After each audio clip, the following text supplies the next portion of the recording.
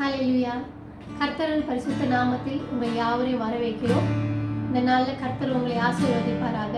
அப்படியாக இந்த நாளில் இந்த ஆன்லைன் சர்வீஸில் அப்படியாக கலந்து கொண்டதுக்காக ஒவ்வொருக்கும் நன்றி. தொடர்ந்து நம்ம இந்த நாளில் கர்த்தரை ஆராதிப்போம். கர்த்தர் நல்லவராக இருக்கிறார். அவர் பெரிய காரியம் செய்வராக இருக்கிறார். இந்த நாள் ஒரு ஸ்பெஷலான டே. எல்லாருக்கும் தெரிஞ்சிருக்கும் இந்த நாள் என்ன நாள்னு. இந்த நாள் தந்தையர் தின நாள். இந்த நாளில் தந்தையர் தினம் உலகத்தார் தந்தையர் தினக்காக நம்ம நிறைய செலிப்ரேஷன்லாம் செய்கிறோம். ஆனால் நம்ம பரலோகத்தில் உள்ள தந்தையர் நினைத்து நம்ம இந்த நாளில் இந்த ஆராதனை எடுப்போம்.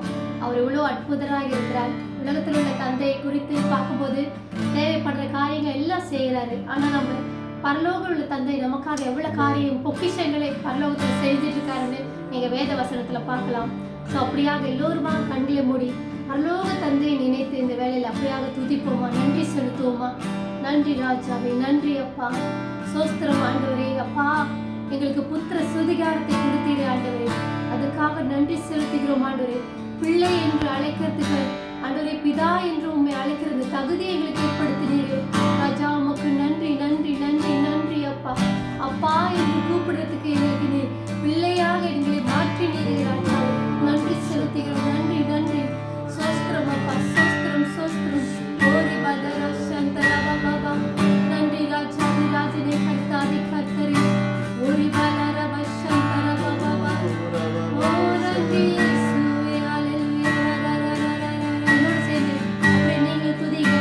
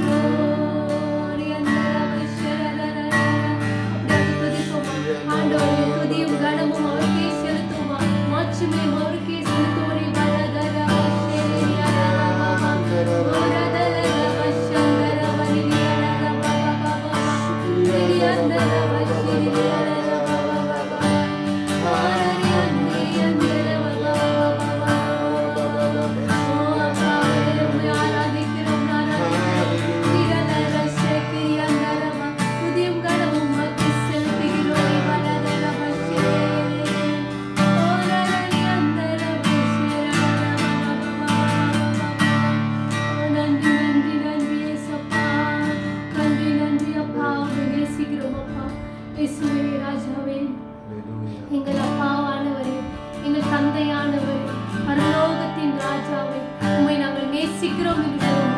அவரை நேசிக்கிற நேரம் இது. எல்லோருமாக வாயிலை திறந்து உம்மை நேசிக்கிறேன் என்று சொல்லுவோம். உம்மை நேசிக்கிறோம் ராஜாவே, உம்மை அளவில்லாமல் நேசிக்கிறோம் தகப்பனே. நீவாதரவா, உம்மை நோக்கி பார்க்கிறோம் ராஜாதி ராஜனே. ஓ ரபா சந்தரபா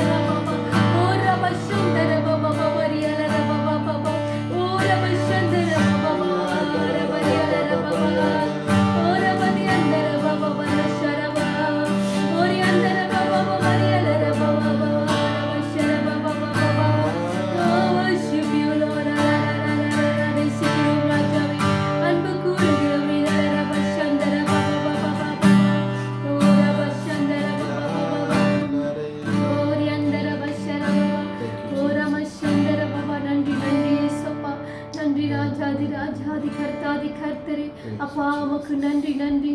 ஓ நன்றி நன்றி. இந்த வேலையில் அப்படியாக உண்மையாக ஒப்பு கொடுப்போமா? இந்த கடைசி பாடல பாடும்போது நம்ம உண்மையாக ஆண்டவரத்தில் ஒப்பு கொடுப்போம். என்ன நடந்தாலும் என்ன சூழ்நிலையில் நம்ம இப்போ எப்படி இருந்தாலும் சரி அவரை பின்தொடுவேன் என்று சொல்லி நம்ம உண்மையாக ஒப்பு கொடுவோம். நம்ம ஆவி ஆத்மா சரீரம் எல்லாவற்றையுமாக அவருக்கு பின்பாக சேர்றதுக்கு இந்த வேலை ஒப்பு கொடுப்போம். எல்லா அந்த சூழ்நிலையில பார்த்து நம்ம சோர்ந்து போகாதபடிக்கு தேவனை நோக்கி பார்க்கும்படிக்கு ஓ ராஜா ரேரியா வஷர பாபா பாபா சொல்லுமா உண்மையை நான் நேசிப்பேன். அல்லேலூயா.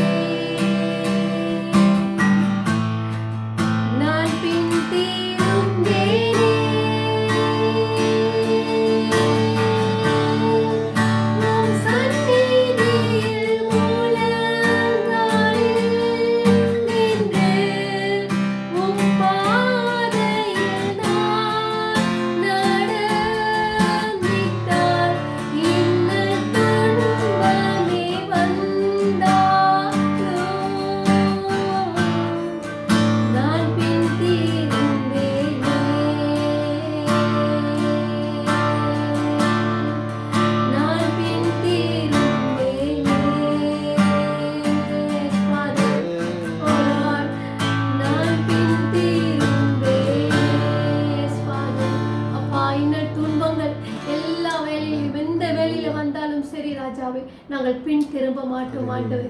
எங்கள் நம்பிக்கை ஆண்டவரே, நீரே எங்கள் கேடகமாகவும் ஆண்டவரே இருக்கிறவர் ராஜாவே. உம்மை துதிக்கிறோம், உம்மை வாழ்த்துகிறோம், உம்மை போற்றுகிறோம் ஆண்டவரே. சோஸ்திரம் அப்பா, சோஸ்திரம் சோஸ்திரம். ஹல்லேலூயா. நன்றி நன்றி ராஜாவே. இந்த நாளுக்காக நன்றி. அப்படியாக ஜெபம் செய்வோமா? நன்றி தகப்பனே, நன்றி அப்பா. அந்த அருமையான நாளுக்காக நன்றி செலுத்துகிறோம் ராஜாவே. இதோ இந்த வேலையில அப்பா நீர் கொடுத்த இந்த நாளுக்காக நன்றி. எங்களோடு இந்த வேலையில் கலந்து கொண்ட ஒவ்வொருவருக்காகவும் நன்றி செலுத்துகிறோம் அப்பா. நீர் பரீட்சை பாராத தந்தையாக இருக்கிறேன். எல்லா இடத்துலையும் அன்பு கூறுகிற தேவனாக இருக்கிறேன். எல்லாருக்காகவும் உம்முடைய மகனை, ஒரே பேரான மகனை எங்களுக்கு கொடுத்தீர் ராஜாவே. அதுக்காக நன்றி. இந்த நாளில் கூட ஆண்டவரே அப்பா நீங்கள் இன்னுமாக ஆசீர்வாதங்க. வரப்போகிற நாட்களில் நாங்கள் கடந்து செல்றதுக்கு உம்முடைய பலத்தை தந்து எங்களை வழி நடத்தும்படிக்காக ஜெபிக்கிறோம் ஆண்டவரே. என்ன நடந்தாலும் ஏது நடந்தாலும் எங்கள் நம்பிக்கை விட்டு விலகாதபடிக்கு, எங்கள் விசுவாசத்தை விட்டு விலகாதபடிக்கு எங்களை காத்து வழி நடத்தும் ராஜாவே. ஏதோ இந்த நாள்ல நாங்க பேச போற இந்த வசனத்துக்காக வருகிறோம் போதகருக்கு. ஆண்டவரே நீர் போதகர் மூலமா பேச போற இந்த வசனத்தை நீர் ஆசீர்வதியும் ஆண்டவரே. இந்த வார்த்தையின் மூலமாக நாங்கள் நிறைய காரியங்களை பெற்று ஆவிக்குரிய விஷயங்களை கற்று அறிந்து கொள்றதுக்கான அந்த அறிவை எங்களுக்கு தரும் ஆண்டவரே. காது உள்ளவன் கேட்க கடவான் என்று சொன்னீரே. எங்களுக்கு இன்னும் அதிகமான அந்த உம்முடைய வார்த்தையை கேட்கறதுக்கு அந்த கிருபை கொடுங்கப்பா. இந்த நாள்ல உங்களுடைய வார்த்தையின்படி நடக்கிறதுக்கான அந்த கிருபை எங்களுக்கு வேணும் ராஜாவே. உங்க கரத்துல ஒப்பு கொடுக்கிறோம். ஆசீர்வதியும் ஆண்டவரே. துதியும் கனமும் உமக்கே செலுத்தி இயேசு நாமத்தில் வேண்டி ஜெபிக்கிறோம் ஜீவன் நல்ல பிதாவே. Amen. Amen. Amen. Hallelujah. ஹல்லேலூயா. Praise God. கர்த்தருக்கு ஸ்தோத்திரம். Amen. Today is a Sunday and today is a very special day. இந்த நாள் வந்து ஞாயிற்றுக்கிழமை. இந்த நாள் வந்து உண்மையாவே ஒரு பெரிய முக்கியமான நாளாக இருக்கிறது. Today we celebrate Father's Day. இந்த நாள்ல வந்து நம்ம தந்தையர் தினத்தை கொண்டாடி கொண்டிருக்கிறோம். All over the world we celebrate Father's Day. உலகம் முழுவதுமாக தந்தையர் தினம் கொண்டாடி கொண்டிருக்கிறார்கள். And our senior pastor, Pastor Christy and his wife, Auntie, would like to wish all the fathers a blessed Father's Day. இந்த வேளையில நம்ம மூத்த சபையாளர் போதகர் பாஸ்டர் கிறிஸ்டி அவர்களும் அவர்களோட மனைவியாக சிஸ்டர் லலிதா அவர்களும் உங்களுக்கு தந்தை தின வாழ்த்துக்களை தெரிவித்துக் கொள்கிறார்கள். So to all the fathers in Bethel Assembly, God bless you. Happy Father's Day. Bethel சபையில் உள்ள ஒவ்வொரு தந்தைமார்களுக்கும் உங்களுக்கு அனைவருக்கும் தந்தையர் தின வாழ்த்துக்களும். கர்த்தர் உங்களை ஆசீர்வதிப்பாராக. Later when our online service and we're going to pray for you. உங்களுக்காக சிறப்பாக இந்த நாள்ல நம்ம ஜெபிக்க இருக்கிறோம். So today is Father's Day. இந்த நாள் வந்து தந்தையர் தினம். And it's only right today we talk about fathers today. பார்த்தனா இன்னைக்கு நம்ம தந்தையர் பத்தி தான் பேச போகிறோம். And today I'm going to share with you the principles of a godly father. இந்த நாள்ல வந்து ஆவிக்குரியான தந்தை பத்தி நாம பார்க்க போகிறோம். You know, a father plays a very important role in the family. ஒரு தந்தை சொல்லும்போது குடும்பத்துல வந்து ஒரு முக்கிய அவர் வந்து பங்காற்றுவராக இருக்கிறார். You know, there is a greater need in the world for responsible fathers. ஒரு இந்த உலகத்துல வந்து ஒரு பொறுப்புள்ள தந்தை வந்து முக்கியமாக இருக்கிறது. Who will rise up and take the God-given role of the responsibility in their family. தேவன் கொடுத்த அந்த கடமை குடும்பத்துல செயல்படுகிற அந்த விஷயம் தேவன் மத்தியில தேவனை குறித்து கர்த்தருக்குள்ளாக அவங்க அந்த குடும்பத்தை நடத்துறதுக்கு பெரிய பொறுப்பு தந்தைக்கு இருக்கு. Amen. Amen. So it's biblical. The father is the head of the house. பாத்தீங்கன்னா தந்தை வந்து ஒரு குடும்பத்துக்கு தலையாக இருக்கிறார். You know, there is no two ways about it. ரெண்டு விஷயங்கள் கிடையாது. You know, the father is the head of the house. ஒரு தந்தை சொல்லும்போது தகப்பன் சொல்லும்போது அந்த குடும்பத்துக்கு ஒரு தலைவராக இருக்கிறார். You know, so when I mean the head of the house, I also mean the single parents also.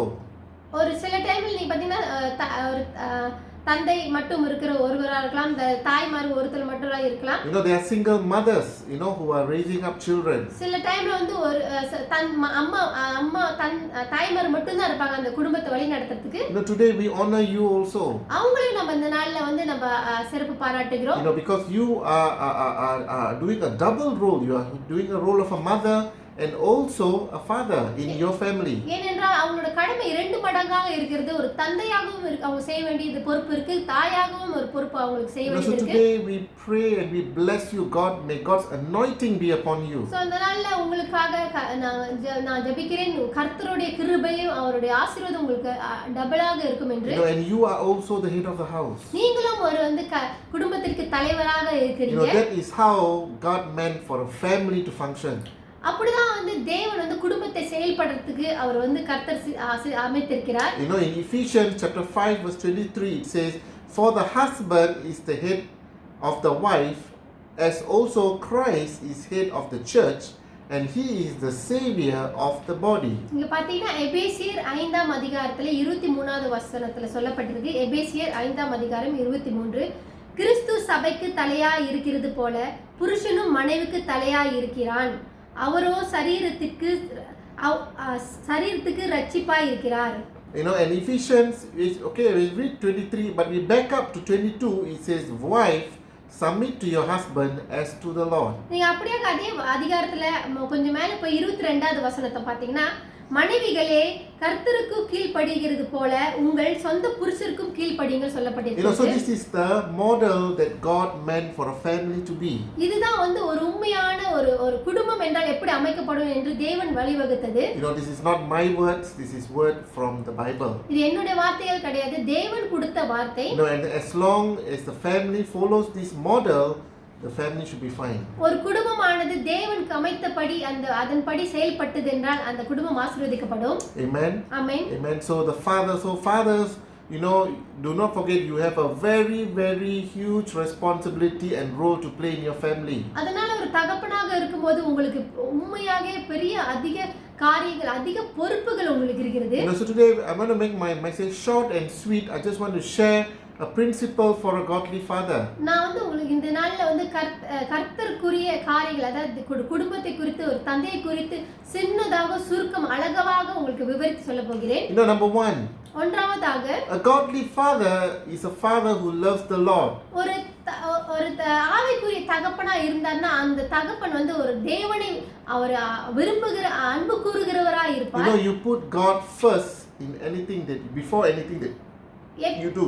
எப்பொழுதுமே வந்து அவர் எந்த ஒரு காரியத்தை செய்தாலும் தேவனை வைத்து, அவர் முன்பாக வைத்து தான், தேவனை முன்பு வைத்து தான் செய்வார். You know, we can go no further as we look at the life of Abraham. Abraham loved Isaac, but he put God first. ஆனால் நீங்க வந்து பார்க்கலாம், ஆபிரகாம் வாழ்க்கையில பாத்தீங்கன்னா அவர் பிள்ளையை நேசித்தார், ஆனாலும் அவர் வந்து தேவனை முதலாக வைத்தாரு. You know, Abraham loved Isaac. Isaac வந்து அவர் வந்து ரொம்ப நேசித்தாரு. You know, because he got him after so long. You know, he did not have a child. ஏன்னா ரொம்ப காலத்துக்கு பிறகு ஒரு மகன் அவருக்கு பிறந்தது. You know, I know the feeling, you know, of what Abraham went through, because after my years of marriage, for 4 to 5 years, we did not have any children. Abraham எந்த சூழ்நிலையில் இருப்பார் என்னால் அறிய முடியும். ஏன்னா ஒரு 4 வருஷத்துக்கு பிறகு தான் எனக்கும் பிள்ளை வந்தது. You know, when my wife broke the news to me that she's pregnant, I was so happy, I was so excited. அந்த முதல் குழந்தை குறித்து என் மனைவி என்னிடத்தில் சொல்லும்போது ரொம்ப சந்தோஷப்பட்டேன். You know, and 1st January 2005, when I was holding my baby in my arms, that's the first day I became a father. It was the most happiest day of my life. அந்த 2015ல நம்ம அந்த முத அந்த குழந்தையை கையில பிடிக்கும்போது அவ்வளவு சந்தோஷப்பட்ட, உலகத்திலே நான் தான் அவ்வளவு சந்தோஷப்பட்டிருப்பேன். Just put Abraham in that shoes now. So அதே போல ஆபிரகாம் நீங்க யோசித்து பாருங்க, அவர் அந்த நாள்ல எப்படி இருந்திருப்பாரு. You know, just imagine Sarah is in the hospital. You know, she's calling the husband come, you know, we have our first child. So சாரா வந்து அவங்க வந்து அவங்க கணவர் ஆபிரகாம் கூப்பிட்டு, வாங்க என்னோட பிள்ளை இருக்கு, பிறந்தவன மருத்துவமனையில கூப்பிடுறாங்க. எப்படி இருக்கும் ஆபிரகாம் என்று யோசிச்சு. Abraham is holding Isaac as a baby. So Abraham வந்து ஐசேக் ஒரு குழந்தையாக கையில பிடிக்கும்போது எப்படி இருந்திருக்கும்னு யோசிச்சு பாருங்க. I definitely know what Abraham was feeling. So எனக்கு தெரியுது அவர் எப்படி go through பண்ணிருப்பார் அந்த சூழ்நிலையை என்று. You know, and fast forward, Abraham is faced with a very, very difficult decision. ஆனாலும் அப்படியே நீங்க அந்த அதிகாரத்துக்குள்ள போனீங்கன்னா அவர் வந்து ஒரு முக்கியமான ஒரு முடிவு எடுக்க வேண்டிய திட்டம் வந்தது. God wanted him to sacrifice Isaac. தேவன் வந்து ஐசேக்க வந்து அவர் வந்து பலி கொடுக்கிறதுக்கு ஏற்படுத்தினாரு. You know, I think we know the story. இந்த கதை குறித்து எல்லாருக்கும் தெரியும். Abraham didn't even think about it. ஆனாலும் ஆபிரகாம் தேவன் சொன்னதை குறித்து எதையும் யோசிக்கவும் இல்லை, ஒன்னும் சொல்லவும் இல்லை. You know, he just did.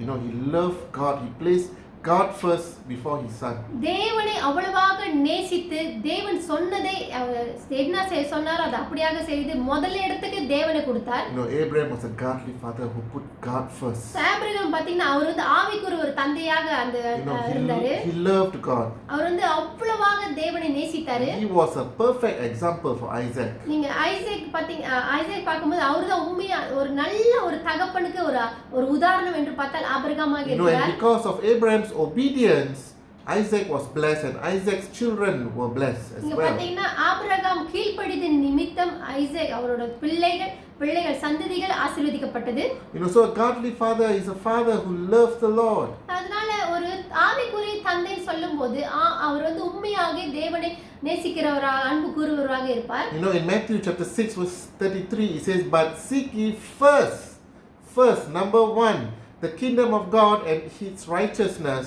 and all these things will be added unto you." நீங்க பாத்தீங்கன்னா மத்தேயு 6:33ல, மத்தேயு 6வது அதிகாரம் 33வது வசனத்துல, முதலாவது தேவனுடைய ராஜ்யத்தையும், முதலாவது என்று அங்க போட்டிருக்கு, முதல்னா ஒன்றாவது, அந்த முதலாவது தேவனுடைய ராஜ்யத்தையும் அவருடைய நீதியும் தேடுங்கள், அப்பொழுது இவைகள் எல்லாம் உங்களுக்கு கூட கொடுக்கப்படும் என்று சொல்லப்பட்டிருக்கிறது. You know, God is calling us to obey him. So தேவன் முதலாவது அவர் வந்து கீழ்ப்படியதை கேட்கிறாரு. God is telling, do whatever you do, but give me first place. என்ன வேணாலும் செய், ஆனா முதல் இடத்தை எனக்கு கொடு என்று தேவன் கேட்கிறாரு. You know, so as a father you should love the Lord. ஒரு தந்தையா நீங்க இருக்கும்போது தேவனை நேசிக்கிறவர்களாக நீங்க இருக்க வேண்டும். You know, today I want to make a quote: the greatest relationship you can ever give your child is to teach them to have a relationship with God. நீங்க வந்து நீங்க நான் ஒரு சிறப்பான காரியத்தை உங்களிடத்த சொல்றேன். உங்களுக்கு வந்து உங்க பிள்ளைகளோட ஒரு நல்ல ஒரு ஐக்கியத்தை நீங்க வளர்க்கணும், கொண்டு வரணும்னா முதலாவது நீங்க தேவனிடத்துல ஒரு நல்ல ஐக்கியத்தை வைங்க. அது தன்னாலே உங்க பிள்ளைகள் அவங்க கற்றுக்கொள்வாங்க. You know, you want to have a good relationship with your children. உங்களோட கட்டாயம் ஒரு தந்தையா இருக்கும்போது நீங்க உங்க பிள்ளைகளோட நல்ல ஒரு உறவை வைக்கணும்னு You know, you don't have to buy them expensive toys. எந்த ஒரு காசு கொடுத்து எதையும் வாங்க வேண்டிய அவசியம் இல்ல. Teach them about God. தேவனை குறித்து நீங்க சொல்லிக் கொடுங்க. Teach them the priority of spending time with God. தேவனை எப்படி வந்து தேவனிடத்துல அவங்க டைம் செலவு செய்யணும், தேவனை குறித்து நீங்க பேசும்போது அவங்களுக்கு வந்து அந்த எல்லாமே அவங்களுக்கு கிடைக்கும். You know, and one day when they are blessed, they will thank you for it.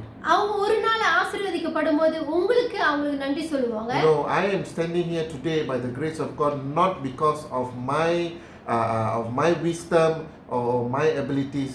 Nothing. I'm actually nothing. I'm standing here because of the prayers of my father and mother. நான் இங்க கிருபையிலே நிக்கிறேன்னா அது என்னோட அறிவினாலேயோ என்னோட ஞானத்தினாலேயோ இல்லை. நான் ஒன்றும் கிடையாது.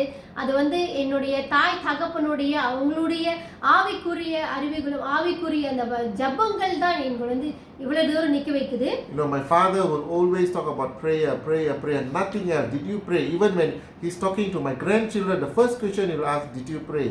என் தகப்பன் எப்போதுமே ஜெபத்தை குறித்து தான் பேசிட்டு இருப்பார். சொல்லுவார், ஜெபிச்சிங்களா. ஈவன் என்னோட பிள்ளைகிட்ட கேள்வி ஜெபம் செஞ்சியான்னு தான் கேட்பாரு. You know, that is the priority that he makes. அதுதான் அவர் கொடுக்கிற முக்கியத்துவம், தேவனுக்கு வைக்கிற அந்த முக்கியத்துவம். You know, you want your children to be blessed. So அதனால நீங்க வந்து உங்க பிள்ளைங்களுக்கு வந்து ஆசீர்வாதம் கிடைக்கணும்னு விரும்புறீங்களா? You don't give them money. So அதனால காசு கொடுத்து ஆசீர்வதிக்காதீங்க. Teach them to love God, teach them to fear God. தேவனுடைய அன்பை கற்றுக் கொடுங்க, தேவனுக்கு பயந்து வாழ்றதை கற்றுக் கொடுங்க. Amen. Number 2. இரண்டாவது விஷயம் பார்ப்போம். You know, a godly father is a father who loves his wife. இரண்டாவது ஒரு ஆவிக்குரிய தகப்பனாக இருக்கணும். பாத்தீங்கன்னா அவர் வந்து ஒரு மனைவியை நேசிக்கிறவராக இருப்பார். You know, sometimes why do we get married? ஏன் நம்ம திருமணம் செய்கிறோம்? You know, sometimes we don't have our priorities right. நம்ம வந்து சரியான நேரத்தை செலவு செய்ய மாட்டோம். You know, we got a very wrong thinking about marriage. எப்போதுமே திருமணம் எடுத்தால் தப்பாக நினைப்போம். You know, married husband thinks of wife as an item, as an object. இப்போ வந்து ஒரு கணவர் வந்து ஒரு மனைவி வந்து ஒரு பொருளாக எண்ணுவாரு. You know, the only thing my wife is there to cook, to make me happy, to satisfy all my needs, whatever I want. ஒரு மனைவி குறித்து ஒரு கணவர் யோசிக்கும்போது அவர் வந்து இந்த வீடு சுத்தம் பண்ணணும், எனக்கு சமைச்சு போடணும், என்னோட காரியங்கள் எல்லாம் செய்யணும் அப்படிதான் என்று யோசிப்பாங்க. You know, that is never the idea of marriage. அது வந்து வந்து கர்த்தருக்குள்ள அது ஒரு அந்த அப்படிப்பட்ட ஒரு சித்தத்தை தேவன் ஏற்படுத்தல. You know, when God brought Eve to Adam, he said, I will make you a helper. நீங்க பாத்தீங்கன்னா ஆண்டவர் வந்து ஆதாமுக்கு ஏவாளை கொண்டு வரும்போது ஒரு துணையாளர் தான் கொண்டு வர சொல்லியிருந்தாரு. You know, a helper and also a companion.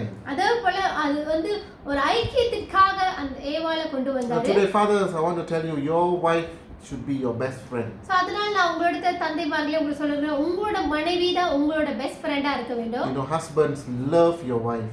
கணவர்மார்களே உங்க மனைவியை நீங்க நேசிப்பவர்களாக இருக்க வேண்டும். You know, in Ephesians chapter 5 verse 25, it says, husbands, love your wife just as Christ loved the church and gave himself up for her. இங்க பாத்தீங்கன்னா எபேசியர் 5ஆம் அதிகாரம் 25வது வசனத்துல சொல்லப்பட்டிருக்கு, புருஷர்களே உங்கள் மனைவிகளின் அன்பு கூறுங்கள், அப்படியே கிறிஸ்துவும் சபையிலே அன்பு கூர்ந்து. You know, love is action. நீங்க பாத்தீங்கன்னா அன்பு என்பது ஒரு செயல்பாடாக இருக்கிறது. You know, during the first stage of our marriage, everything is honeymoon. பாத்தீங்கன்னா தடவை கல்யாணம் பண்ண முத மாசத்துல எல்லாமே நல்ல சந்தோஷமாக இருக்கும். You know, first year of the marriage, எங்க வாங்க என்னங்க, ஒரு கல்யாணம் பண்ணி அந்த ஒரு மாசத்துல நம்ம வந்து டியர் டார்லிங் அப்படினு கூப்பிடுவோம். And after 3-4 years, வாங்க. இன்னும் 3 மாசம் ஆன பிறகு கம் அப்படி சொல்லுவோம். போங்க. கோ அப்படி சொல்லுவோம். ஐயோ வாங்க அப்போ. அப்புறம் வந்து நம்ம ஹே Kamla அப்படினுவோம். You know, the languages change over time. So அது காலம் மாற நேரம் கூடி போக அந்த நம்மளோட வார்த்தைகள் அந்த அப்படியாக மாறப்படும். You know, we like to portray a picture that we love our wife. நம்ம வந்து சில நேரத்துல ஒரு நம்ம வந்து நடிப்போம் அவங்க கிட்ட நல்ல மாதிரியாக இருக்கும் அப்படின்று. You know, but how many of us do really show love to our wife? ஆனால் எவ்வளவு பேர் வந்து உண்மையாக மனைவியை வந்து நேசிக்கிறீங்க என்று அவங்களை வந்து வெளிப்படுத்திருக்கீங்க? You know, in 1 Corinthians chapter 13 verse 1 it says, if I speak of the tongues of men of angels but do not have love, I'm only a resounding gong or a clanging cymbals. 1வது கொரிந்தியர் 13வது அதிகாரத்துல 1வது கொரிந்தியர் 13வது அதிகாரம் 1வது வசனத்துல பார்த்தோமா, நான் மனுஷர் பாஷைகளையும் தூதர் பாஷைகளையும் பேசினாலும் அன்பு எண்ணிக்கிராவிட்டால் சத்தமிடுகிற வெண்கலவு போலவும் ஓசையிடுகிற கைத்தாள போலவும் இருப்பேன். You know, if you do not have love, you do not have nothing. உங்களுக்கு அன்பு இல்லை அப்படி என்றால் நீங்க ஒன்றும் கிடையாது. Now the Bible says very nicely, you are a hypocrite. தேவ வசனத்துல அப்படியாக சொல்லப்பட்டிருக்கு, நீங்க ஒரு வேஷம் போடுறவர்களாக வேஷம் தரித்திருப்பீங்க. Don't be a hypocrite. நீங்க அந்த மாதிரி வேஷம் தரித்திரவர்களாக இருக்க வேண்டிய. Sometimes we like to show people that we love our wife. சில நேரத்துல வெளி இடத்துல நம்ம மனைவிகளை நேசிக்கிற மாதிரி காட்டிக்கொள்வோம். But when we are in the house, ஆனா வீட்ல இருக்கும்போது when no one is looking, how do we treat our wife? யாருமே பார்க்காத நேரத்துல எப்படி நம்ம மனைவி வச்சுக்கிறோம்னு A வெச்சுப்பாங்க. godly father is a father who loves his wife. ஒரு ஆவிக்குரிய தகப்பனாக இருக்கும்போது அந்த தகப்பன் அந்த தாயை நேசிக்கிறவராக இருப்பார். Another thing is, your children are watching how you treat your wife. இன்னொரு படி பார்த்தோமா, நம்ம உங்க பிள்ளைகள் நீங்க எப்படி அந்த தாயை நடத்துறீங்க என்று அவங்க பாப்பாங்க.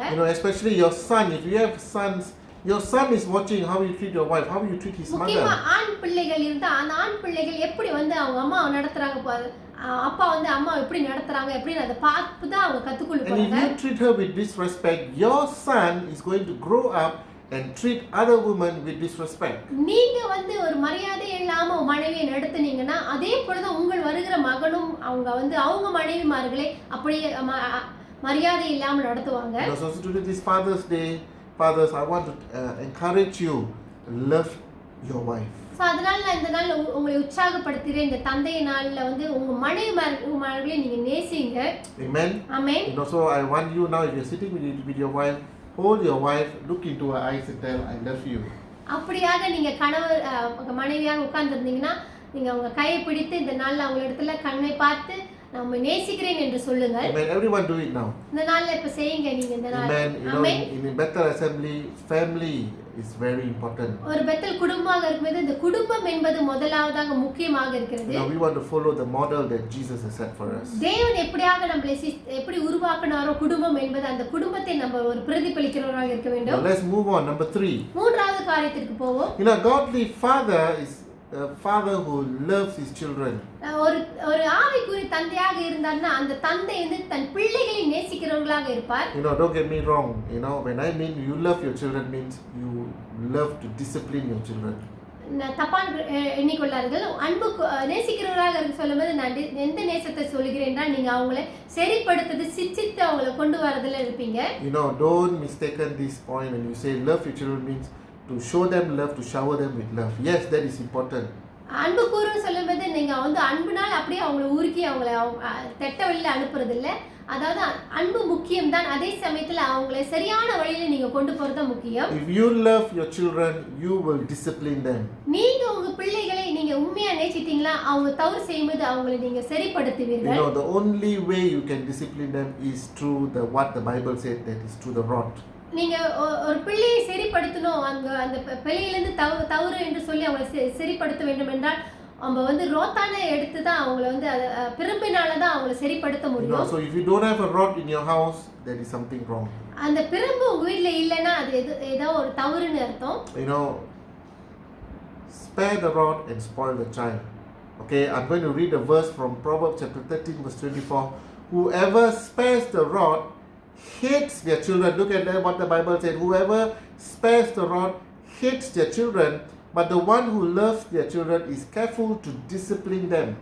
Such a wise word from Solomon. நீங்க பாத்தீங்கன்னா சாலமோன் அதாவது நீதிமொழி அதிகாரத்துல 13வது அதிகாரத்துல 24வது வசனம், நீதிமொழி 13வது அதிகாரம் 24வது வசனத்துல பிறப்பை கையாளாதவன் தன் மகனை பகைக்கிறான், அவன் மேல் அன்பாய் இருக்கிறனோ அவன் ஏற்கனவே தண்டிக்கிறான்.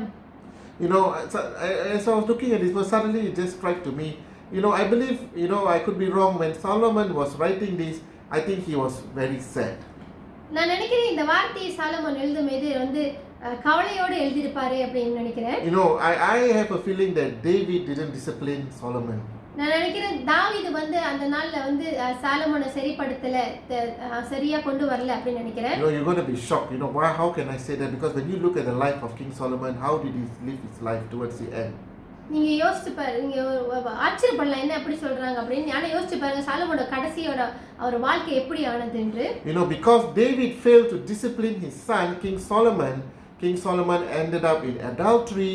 He ended up marrying 1,000 wives and concubines, and which led him away from God. நீங்க பாத்தீங்கன்னா தாவீது தன் மகனை சரியாக திருத்தி வளர்க்காதனால, அது பிரம்புனால அவர் சரிப்படுத்தாதனால சாலமோன் வந்து அவரோட வாழ்க்கையில கடைசியில பாவத்துல விழுந்து அவர் வந்து விபச்சாரத்துல போய் 1000 மனைவிகளை கட்டிக்கொண்டு அவரோட வாழ்க்கை அப்படியாக வீணாகி விட்டது. Hallelujah. Thank you for this word. I just feel, when Solomon was writing this, I think he was writing it with a broken heart. அப்படியாக அவர் வந்து அந்த வார்த்தை அவர் எழுதும்போது ஒரு உடைந்து போன மனசுல தான் அதை எழுதி இருப்பாரு என்று நம்புகிறேன். He must have thinking, if only my father had disciplined me and taught me the way of God, my life would not have ended up like this. Solomon நினைச்சிருக்கலாம், என்னோட அப்பா என்னை சரியா அடிச்சு வளர்த்து என்னை சரி கொண்டு வந்திருந்தா நான் வந்து என்னோட வாழ்க்கை இப்படி போயிருக்காது, சரியா இருந்திருக்குமே அப்படி இந்த கவலையில எழுதிருக்கலாம். I would like to believe so, because when you look at the life of King Solomon, he just vanished just like that. நான் அதை விசுவாசிக்கிறேன். ஏன்னா சாலமோனோட வாழ்க்கையை நீங்க பாத்தீங்கன்னா உங்களுக்கு தெரியும். Discipline is never easy.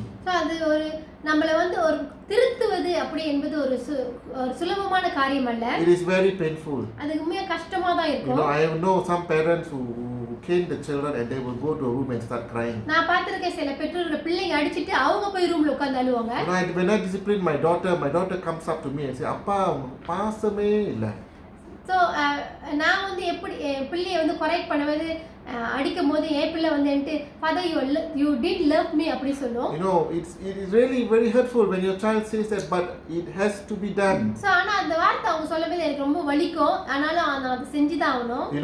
Do as what the word of God tells you to do. தேவ வசனம் என்ன சொல்லப்பட்டிருக்கோ செய்ய சொல்லிருக்கோ அதபடி நம்ம கீழ்ப்படியோம். How painful it is, we need to do it.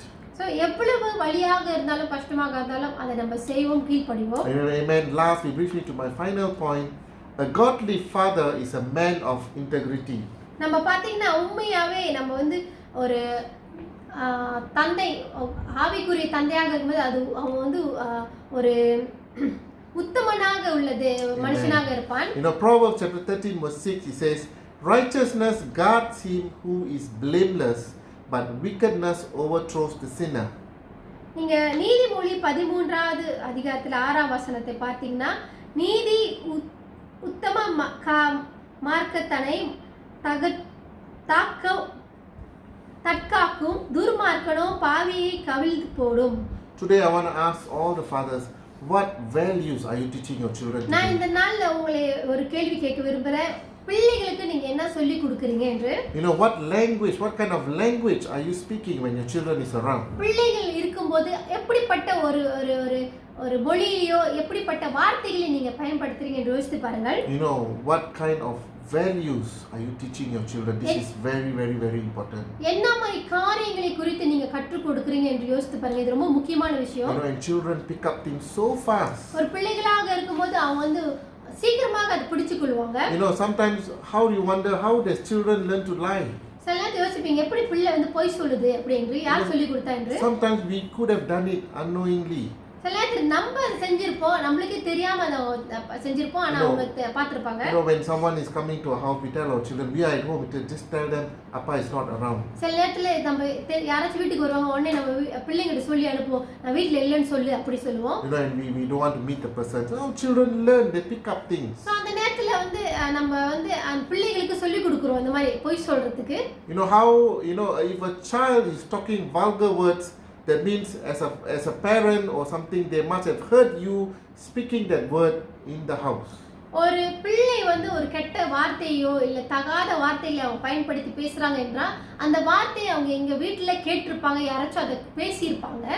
Children pick up things very fast. So அதனால ஒரு பிள்ளைகளாக இருக்கும்போது அவங்க என்ன சுத்தி நடந்தாலும் அதை உடனே அவங்க பிடிச்சுக்கொள்வாங்க. They are watching your every move whatever you speak, whatever you're doing, they are watching everything. நீங்க என்ன செய்றீங்க, எப்படி நடந்துக்கிறீங்க, எப்படி பேசுறீங்க, எல்லா காரியங்களும் அவங்க உங்களை பார்த்து தான் அவங்க கற்றுக்கொள்கிறாங்க. Teach your children to be honest. அதனால உங்க பிள்ளைகளை நேர்மையான வழியில Teach கற்றுக்கொள்ளுங்க. your children, if you're wrong, admit you're wrong.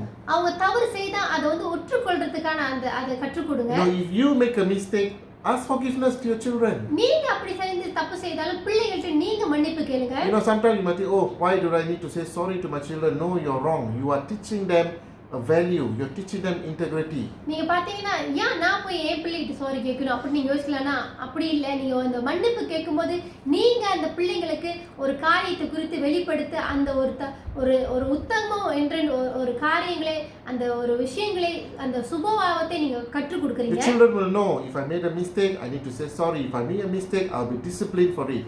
அப்போ வந்து அவங்களுக்கு தெரியும் நான் வந்து தவறு செய்தேன்னா அது வந்து நான் மன்னிப்பு சொல்ல வேண்டும் என்று அவங்க கற்றுக்கொள்வாங்க. நான் தவறு செய்தேன்னா அதுக்கான பழி எனக்கு இருக்கு என்று தெரியும். So godly man is a man of integrity.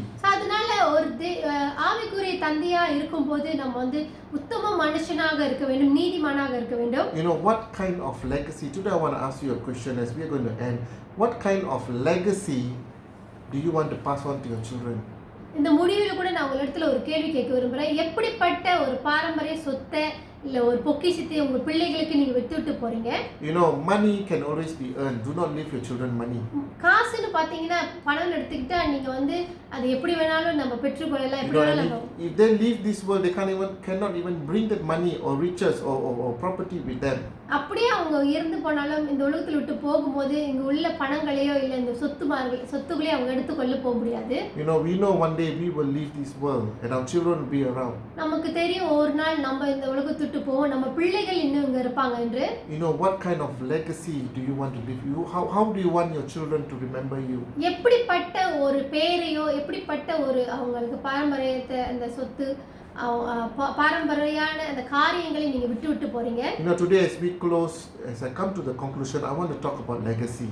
நான் வந்து இந்த நாள் அப்படியே முடிவு கடைசியில கூட உங்களிடத்துல இந்த நம்ம என்னத்தை வைத்துட்டு போறோம் அம்மா பிள்ளைகளுக்கு என்று அதை குறித்து பேசுவோம். You are not bringing up your child in the way of the Lord, you are destroying your future generations. நீங்க கர்த்தருக்குள்ள பிள்ளைகளை வளர்க்காம இருந்தால் நீங்கள் அவங்க சந்ததியை கெடுத்து போடுறீங்கன்னு. If you are not going to take the cane and discipline them, if you are not going to scold them, if you are not going to teach them about God, you are sending your child to hell. You are destroying his or her soul. நீங்க உங்க பிள்ளைகளை திருத்தவில்லை, ஒரு பிரம்பை எடுத்து அவங்க கண்டிக்கவில்லை என்றால் நீங்க அவங்க வாழ்க்கையில பெரிய அவங்களோட ஆத்துமாவை அழித்து போடுற அளவுக்கு உங்களோட பங்கு அங்க இருக்கிறது. அது மட்டும் இல்ல அவங்க நரகத்துக்கு போறக்கூடிய காரியம் கூட உங்களால் ஏற்பட முடியும். As we are looking at Proverbs, when we are talking about sparing the rod, so I can feel the pain of King Solomon. King Solomon must have thought, oh, I wish my dad had disciplined me. My dad had taught me about God, taught me about the fear of God. அந்த நீதிமொழியில Solomon எழுதினது குறித்து பார்த்தா அந்த பிரம்பை பத்தி பேசும்போது அவர் யோசிச்சிருக்கலாம், என்னோட தகப்பன் வந்து இந்த பிரம்பை பயன்படுத்தி என்னை திருத்திருக்கலாமே, என்னை சரிப்படுத்திருக்கலாமே என்று யோசிச்சிருக்கலாம். Because King Solomon did not bring up King David did not bring Solomon the right way. Later on we see Solomon's generation who were kings, most of them went far away from God. நீங்க பார்த்தா தாவீது ராஜா தன் மகனை சரியா வளர்க்கவில்லை, அதனால அவருடைய சன்னதிங்க பாத்தீங்கன்னா எல்லாமே சரியில்லாம தான் போனுச்சு. Because of their sin, Israel became divided. அவங்களுடைய பாவத்தின் நிமித்தம் அந்த இஸ்ரேல் நாடு வந்து பிரிக்கப்பட்டது. And for generations to generation and come, God had to punish the king of Israel, and all this I believe started when David did not discipline King Solomon, did not bring him up in the way of the Lord. நீங்க பார்த்தா Israel தேசத்துல வந்து அப்படியே ராஜாக வரும்போது ஒவ்வொரு சந்ததியும் அப்படியாக தண்டிக்கப்பட்டார்கள். இது வந்து ஏனென்றால் தாவீது முதலாவதாக தன் மகனை சரிப்படுத்தாதனால அடுத்த வருகிற சந்ததியிலும் அது அப்படியாக மாறிவிட்டது. Think about the legacy. Think about your children's children. What kind of values do you want them to have? அதனால நீங்க வந்து உங்க பிள்ளைகளோட சந்ததியை குறித்து யோசித்து பாருங்கள். எப்படிப்பட்ட ஒரு சந்ததியை நீங்க உருவாக்க போறீங்க என்று யோசித்து பாருங்கள். We look at Eli's and Samuel's relationship. Eli, he was a good priest, he was a good pastor, but he could not raise up his children well. நீங்க எலி பாத்தீங்கன்னா அவர் வந்து தன்னுடைய பிள்ளைகளை கூட சரியா வளர்க்க முடியாம போனது. Even Samuel was in charge of Eli was in charge of Samuel, and he did not bring up Samuel well. இப்ப சாமுவேலை சரியா வளர்க்காதனால அவரோட வாழ்க்கை வந்து சரிப்படாம போயிட்டு. Because Samuel saw, how Eli raised up his children, and when you look at that, he was influenced as well. Samuel did not raise his children well. So எலி வந்து சரியா சாமுவேலை வளர்க்காதனால சாமுவேல் அவரோட பிள்ளையும் அவர் சரியா வளர்க்காம அவங்களோட பிள்ளைகள் சந்ததிகள் அப்படியாக தவறுகளில் பாவத்தில் விழுந்து போனார்கள். And what a costly mistake it was. So நீங்க பார்த்தீங்க எப்படிப்பட்ட ஒரு காரியம் அவங்க வாழ்க்கையில நடந்துச்சு என்று பாருங்கள். We need to raise up our children in the fear of God. அதனால நம்ம பிள்ளைகளை கர்த்தருக்கு பயந்து வாழ்கிற ஒரு பிள்ளைகளாக வளர்க்க வேண்டும். Today as fathers, I believe you want your children to respect you. So இந்த நாள் நான் விசுவாசிக்கிறேன் உங்க பிள்ளைகள் உங்களுக்கு ஒரு தந்தையாக இருக்கும்போது உங்களுக்கு மதிப்பு கொடுக்கணும்னு விரும்புவீங்க.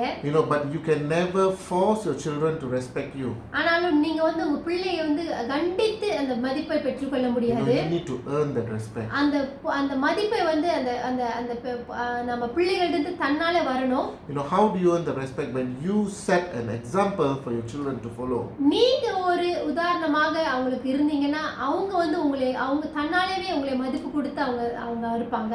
What is the legacy and values you want to leave for your children? எப்படிப்பட்ட ஒரு காரியங்களை உங்க பிள்ளைகளுக்கு நீங்க விட்டு வைத்து போறீங்க என்று யோசித்து பாருங்கள். I want to say it again and again, teach your children to have a personal relationship with God and to fear God. நான் மறுபடியுமாக சொல்றேன், உங்க பிள்ளைகளுக்கு கர்த்தருக்குரிய விஷயங்களை கற்றுக் கொடுத்து கர்த்தருக்கு கீழ்ப்படிந்து பயபக்தியோடு வாழ்றதுக்கு அந்த வாழ்க்கையை கற்றுக் கொடுங்கள்.